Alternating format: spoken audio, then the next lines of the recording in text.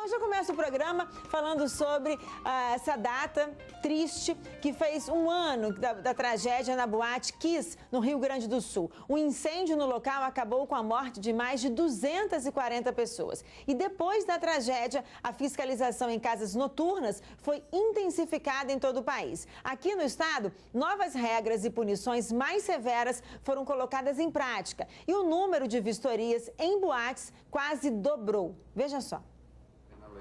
Novos equipamentos e novas regras. A fiscalização do Corpo de Bombeiros ficou mais rigorosa no último ano. Teve a criação da norma técnica de controle de material de acabamento e revestimento, que entrará em vigor efetivamente em maio deste ano. Também obrigamos no caso, casas de shows e boates, a terem a equipe de brigada de incêndio à disposição e o bombeiro profissional civil, dependendo das ocupações.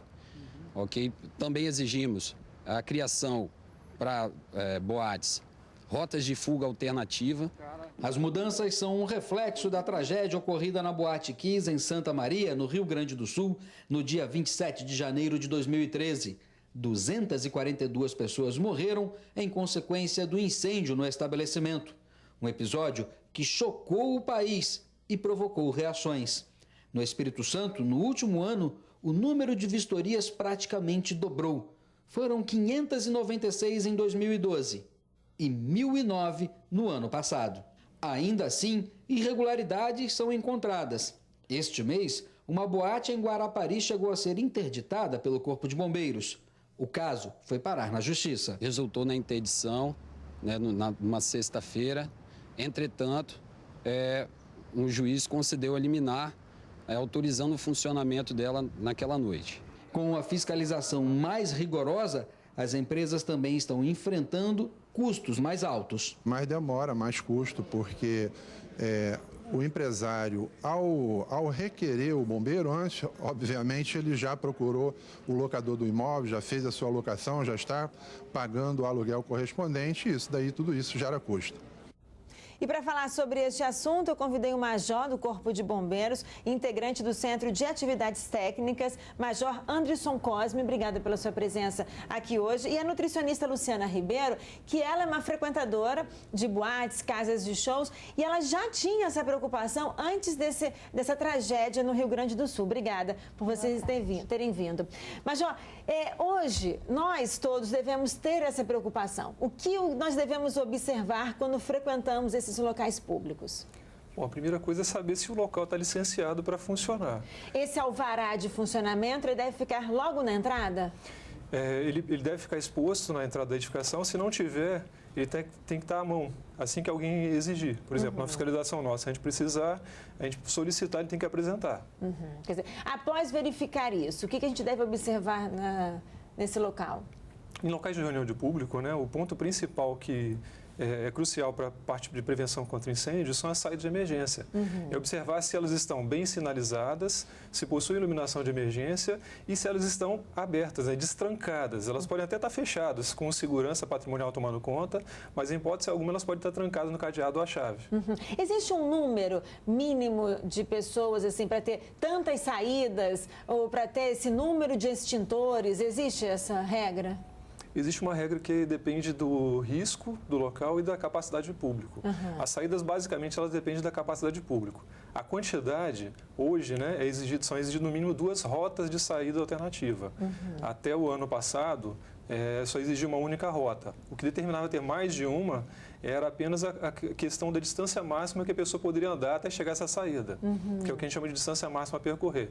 Então, de qualquer ponto interno até chegar nessa porta que dá para o logradouro público, para o lado externo, para o local seguro, essa distância era de 20 metros. Onde isso não era possível ser atendido dentro da edificação, como medida para compensar isso, o local criava outras rotas alternativas para conseguir cumprir a distância máxima a percorrer, não pelo número de saídas.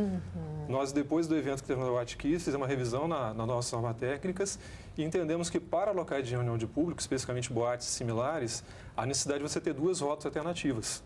Pelo menos. Entendi. A largura delas depende da capacidade de público. E a capacidade de público, ela é dimensionada em função da área livre, a área útil que você tem dentro desses espaços, que é feita por 2 pessoas por metro quadrado. para locais de transporte público. Tá. Agora, foi falado na matéria sobre a questão da brigada de incêndio. E o senhor me falou antes de começar o programa da diferença entre brigada de incêndio e bombeiro profissional civil. Qual é a diferença? O bombeiro profissional civil, ele vai ser um profissional exclusivo para poder fazer a atividade de prevenção e combate a incêndio, né, que ocorre no local, realizar a manutenção dos centros preventivos, observar se está tudo em dia, evacuação.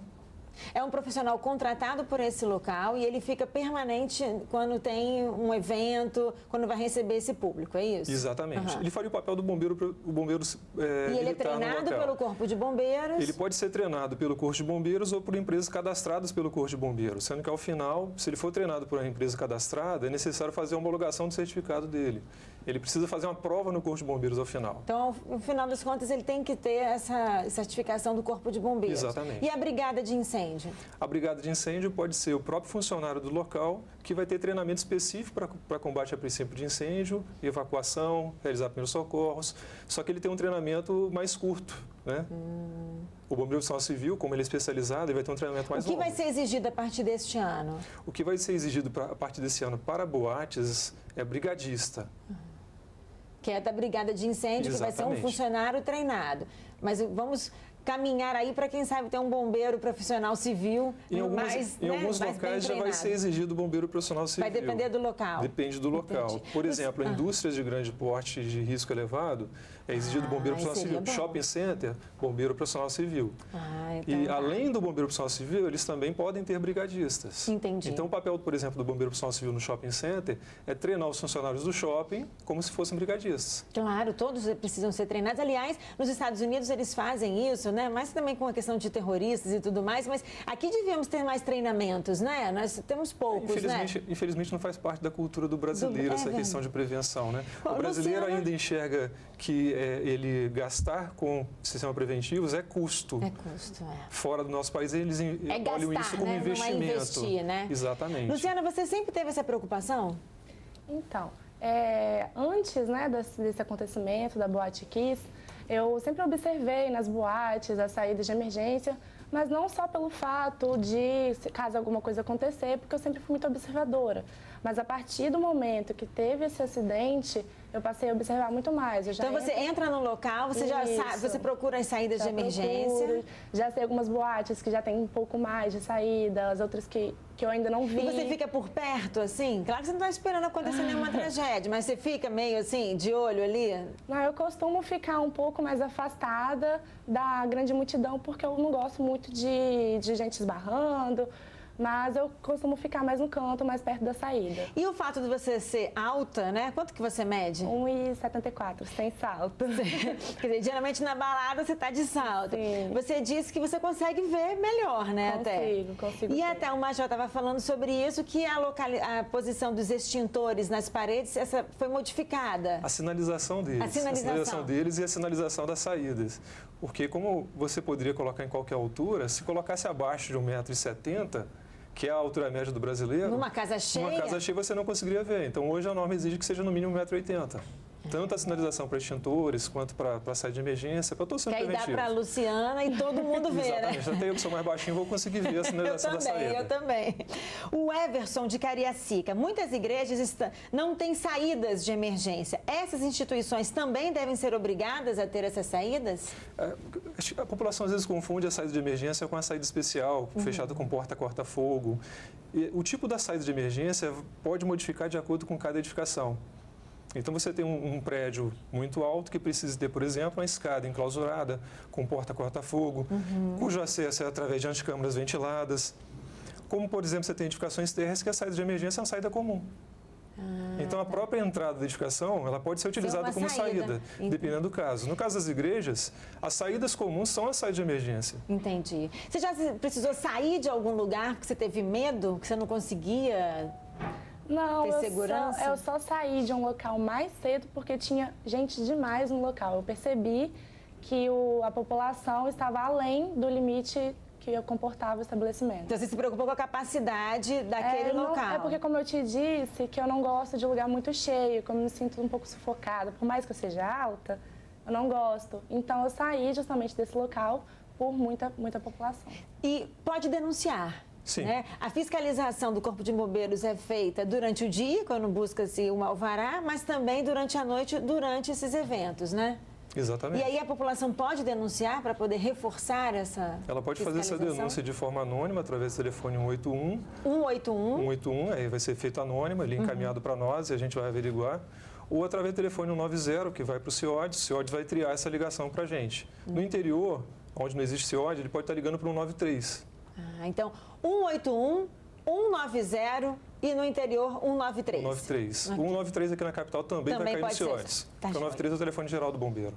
Obrigada, Luciana, por ter vindo e continue com essa preocupação que todos nós devemos ter também. Major, obrigada. E a gente continua acompanhando porque essas novas regras ainda não foram exigidas, vão começar, né?